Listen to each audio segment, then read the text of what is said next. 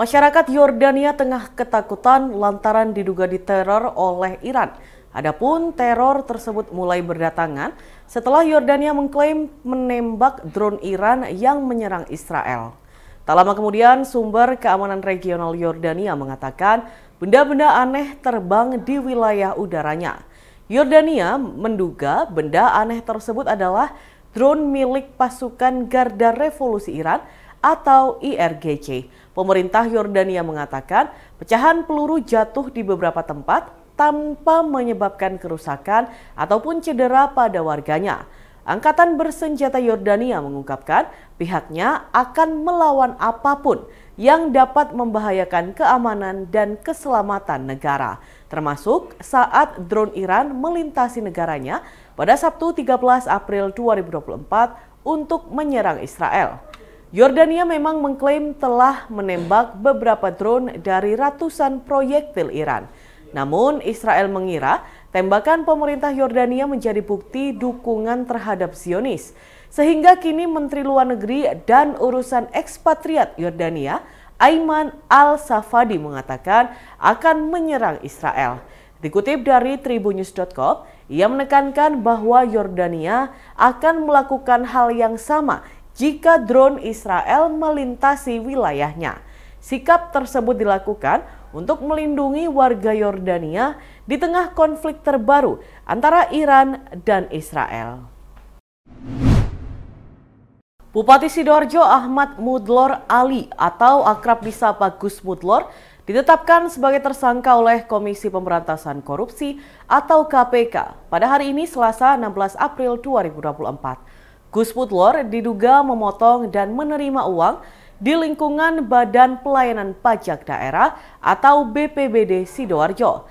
Adapun Gus Mudlor dilaporkan memiliki total harta kekayaan mencapai 4,7 miliar rupiah. Gus Mudlor memiliki tanah dan bangunan di Sidoarjo dengan total senilai 1,7 miliar rupiah. Ia juga memiliki 1 unit motor dan mobil senilai 183,5 juta rupiah. Selain itu, ia memiliki harta bergerak lainnya senilai 3,6 miliar rupiah dan surat berharga senilai 900 juta rupiah. Kemudian untuk kas dan setara kas sejumlah 1,6 miliar rupiah. Meski begitu, Gus Mudlor tercatat memiliki utang sebesar 3,3 miliar rupiah. Sebagai informasi, perkara dugaan korupsi di Sidoarjo berawal dari operasi tangkap tangan atau OTT yang digelar pada 25 dan 26 Januari lalu. Dalam OTT tersebut, tim penyidik dan penyelidik mengamankan 11 orang, termasuk kerabat Gus Mudlor. Namun sejauh ini, KPK belum mengungkap nominal yang diterima oleh Gus Mudlor dalam kasus ini. Bupati Sidoarjo Ahmad Mudlor menyatakan bahwa dirinya menghormati penuh semua proses hukum yang sedang berjalan di Komisi Pemberantasan Korupsi atau KPK, termasuk dalam kasus dugaan korupsi di lingkungan Badan Pelayanan Pajak Daerah atau BPPD Sidoarjo yang menyeret namanya dan sudah ditetapkan sebagai tersangka oleh penyidik KPK. Mudlor menyebutkan masih perlu melakukan detailing bersama tim pengacaranya terkait persoalan ini, khususnya tentang penetapan dirinya sebagai tersangka kasus dugaan korupsi pemotongan insentif pegawai BPPD Sidoarjo. Ditanya terkait rencana pra-peradilan, Gus Mudlor juga menyebut bahwa hal itu detailnya juga ada di tim pengacaranya dan hasilnya seperti apa akan disampaikan ke media. Seperti yang diketahui, penyidik KPK sudah menetapkan Gus Mudlor sebagai tersangka kasus dugaan korupsi pemotongan dana insentif pajak ASN di BPPD Sidoarjo. Hal itu menyusul 2 tersangka sebelumnya, yakni Kasubag Umum BPPD Sidoarjo, Siskawati, dan Kepala BPPD Sidoarjo, Ari Suryono. Keduanya sudah ditahan KPK sejak ditetapkan menjadi tersangka beberapa waktu lalu. Dan Tribuners, berikut kita simak bersama wawancara dari Bupati Sidoarjo, Ahmad Mudlor. Ya, Pak. Tanggapannya Gus. Tanggapan apa ini? Terkait informasi apa ini? Penetapan tersangka oleh KPK. Kami menghormati keputusan yang kemudian dikeluarkan oleh KPK, sehingga saya juga mohon doa dari seluruh masyarakat Sidoarjo, termasuk terkait dengan langkah-langkah lebih lanjut, mungkin nanti bisa detailing lagi bersama teman-teman dari tim pengacara kami. Jadi secara umum kami ingin sampaikan bahwa menghormati segala keputusan yang kemudian dikeluarkan oleh KPK. Itu ya. Kemungkinan ada pra-peradilan nanti. Nah, itu nanti detailingnya ada di pengacara. Nanti mungkin akan kami siapkan waktu panjenengan semua agar kemudian bisa melakukan wawancara langsung dengan beliau semua.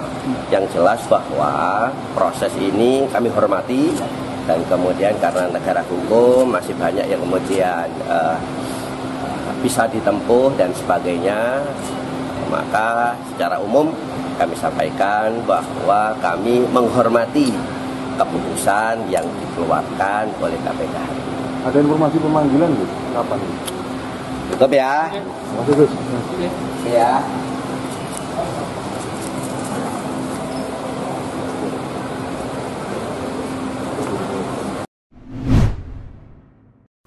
Tangis duka mengiringi 12 jenazah korban kecelakaan tol Jakarta Cikampek kilometer 58 yang dikeluarkan dari Rumah Sakit Polri Kramat Jati, Jakarta Timur pada Senin 16 April 2024. Para keluarga korban mengiringi 12 jenazah ke tempat peristirahatan terakhir mereka.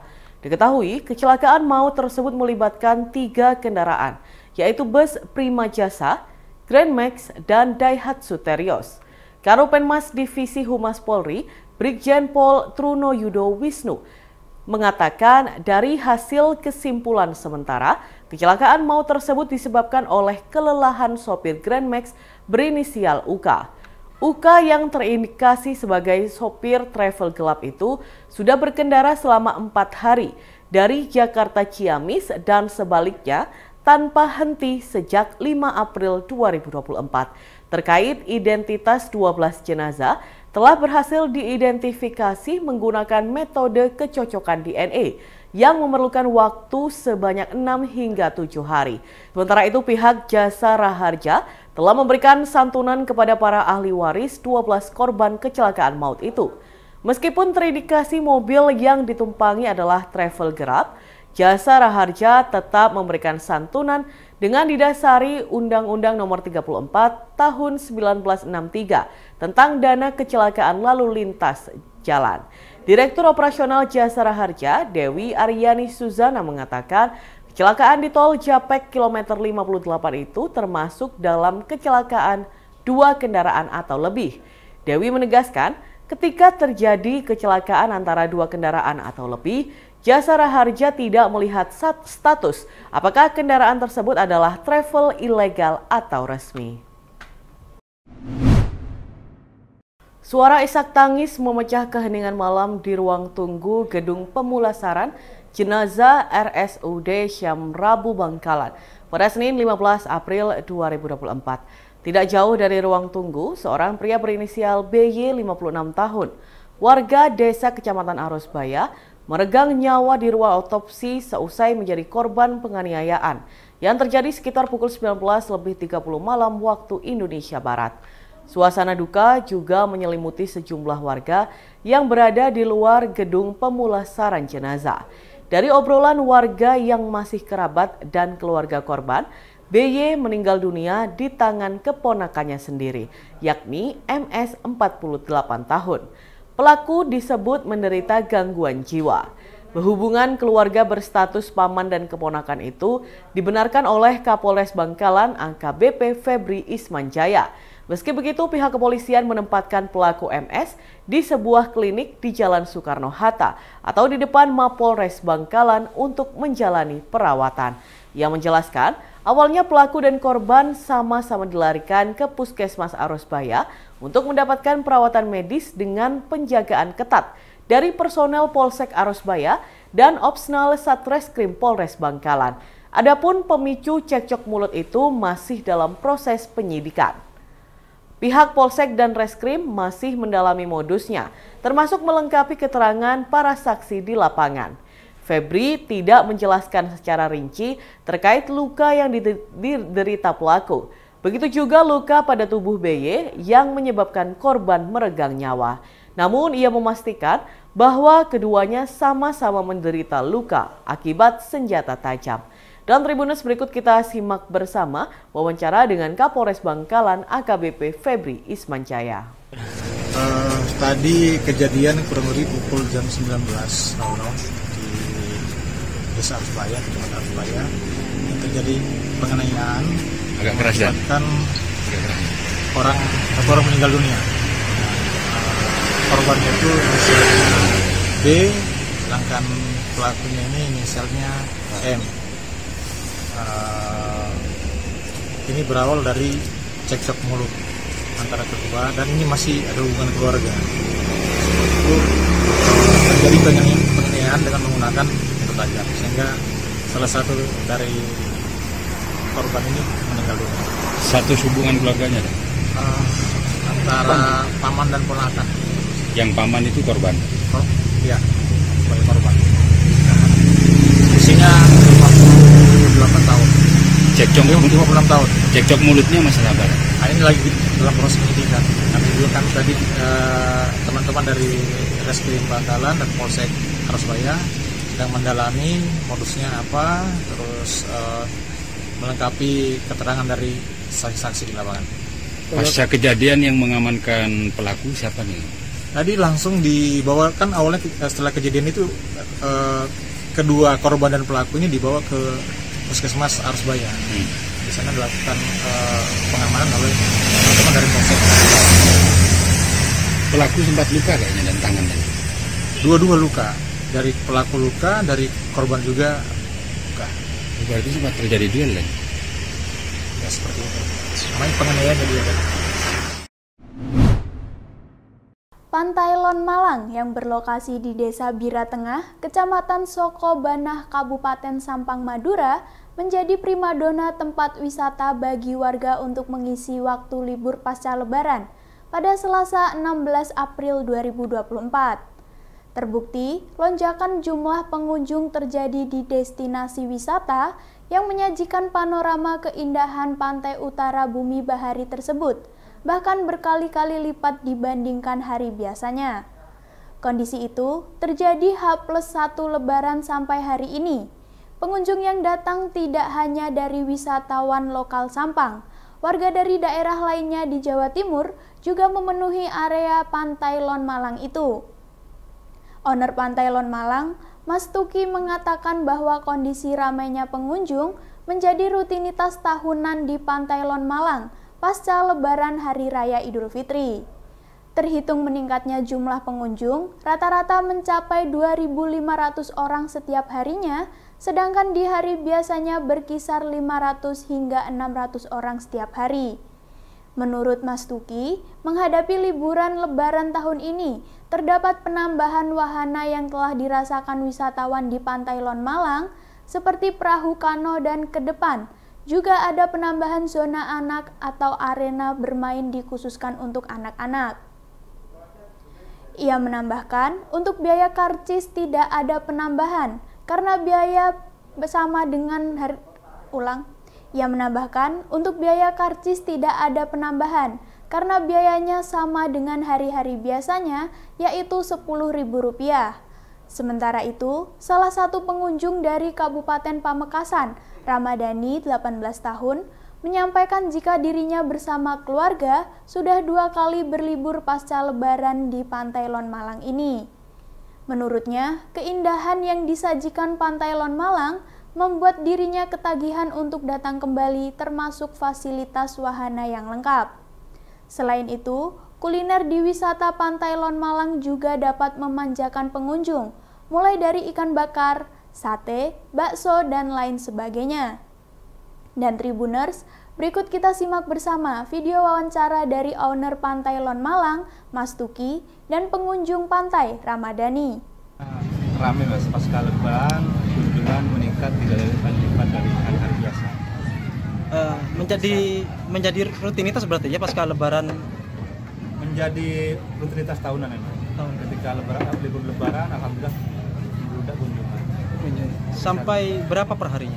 2.000 sampai 2.500. Rata-rata bisa sampai 2.500 per hari. Dibandingkan hari biasa, kalau hari biasa gimana? Hari-hari biasa itu 400 sampai 500 sampai 600 orang.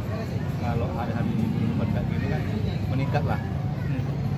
Untuk juga wahana lebih dari luar kota juga ada yang banyak.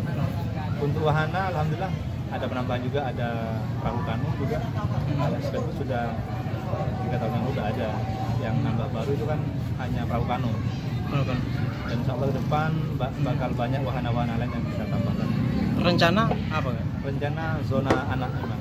Memang yang perlu kita tambah nanti untuk bisa area itu bermain untuk anak-anak. Jadi orang tua yang pengen berkunjung ke Lon Malang bawa anak itu sudah tidak bingung lagi, nanti ada zona untuk anak untuk bermain. Jadi lebih safety, lebih aman. Untuk biaya karcis ada berbeda nggak kak? Karcis tetap berlaku weekend. Kalau Lebaran weekend sama nih, di hari-hari biasa weekend itu 10.000. Jadi Lebaran tetap masih 10.000. Nggak ada perubahan. Berarti perbedaannya hanya 2.000 kak ya? Kalau hari-hari biasa itu weekday-nya 8.000. Kalau weekend itu 10.000. Ketika pas Lebaran tetap aja, tetap masuk libur, masuk weekend lah 10.000. Mungkin di momen peremanan ini ada perpanjangan operasi kayak wisata? Waktu beroperasi itu sama masih rutinitas setiap tahun itu masih 10 hari lah sampai 11-12 hari, kurang lebih 15 hari untuk hari libur, tergantung hari-hari libur nasional juga nanti. Tapi biasanya itu kan hari libur Lebaran itu 10 hari, pasca Lebaran Ketupat masih sisa 2-3 hari masih ramai. Dari Pegantenan, Mas. Pegantenan, Kecamatan Pegantenan. Kabupaten Pamekasan ya? Iya. Kenapa pilih berlibur di Lon Malang? Enak aja gitu, Mas. Tempatnya bikin nyaman gitu. Bikin nyaman. Iya. Melihat pemandangan ini ya, laut ya. Sebelumnya pernah ke sini nggak, Mas? Pernah. Berapa kali ke sini? 2 kali kalau nggak salah. 2 kali. Kesannya 2 kali ke Lon Malang gimana? Bosen atau gimana, Mas? Nggak bosen, Mas. Enak. Malah bikin lagi gitu ya? Iya, bikin lagi. Menurut jenengan fasilitas di sini gimana? Fasilitas ya lumayan lah. Memadai gitu ya? Iya, memadai. Semua kebutuhan terpenuhi ya? Iya. Download Tribun X sekarang. Menghadirkan lokal menjadi Indonesia.